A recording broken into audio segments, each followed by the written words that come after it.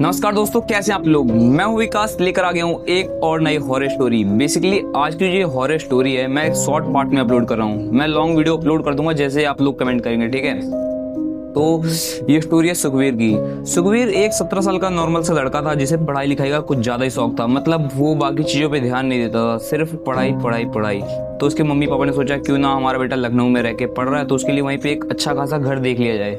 तो उसके पापा ने अपनी लाइफ टाइम सेविंग्स को जमा किया और एक घर खरीद दिया उसके लिए, अच्छा सा बड़ा सा और खुला। तो सुखवीर भी काफी खुश हुआ और जल्द से जल्द उसने अपना सारा सामान वहाँ पे शिफ्ट कर लिया।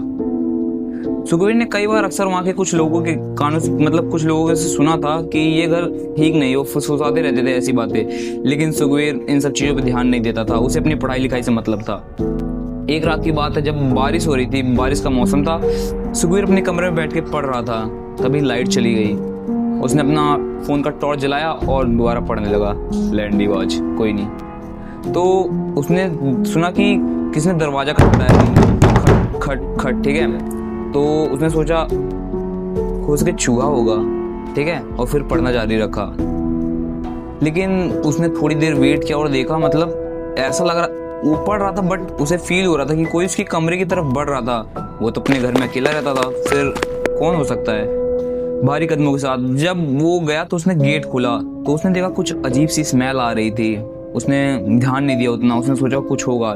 तो उसकी नज़र सामने पड़े कुछ खिलौनों पे आती जो मिट्टी धूल से सने हुए थे और एक कपड़े से ढक के वहीं रखे हुए थे। उसने उनके ऊपर ध्यान नहीं दिया और गेट बंद करके वापस आने लगा। जब वो आके अपने बिस्तर पर दोबारा बैठा तो उसको महसूस हुआ कि किसी ने उसके कंधे पर हाथ रखा। वो जैसे ही मुड़ा उसने देखा वहाँ कोई नहीं था। तो वो थोड़ा डर गया और जल्दी से नीचे की तरफ भागा। नीचे की तरफ वो जा ही रहा था सीढ़ियों से कि उसका पैर फिसला और वो जमीन पे गिरा।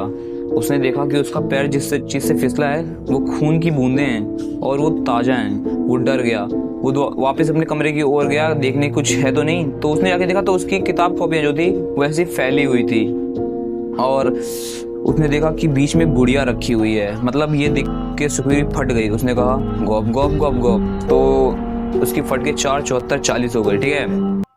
तो यार कोई बैकग्राउंड में म्यूजिक प्ले कर रहा है और नेक्स्ट स्टोरी में अपलोड कर दूंगा जैसे आप लोग कमेंट करें।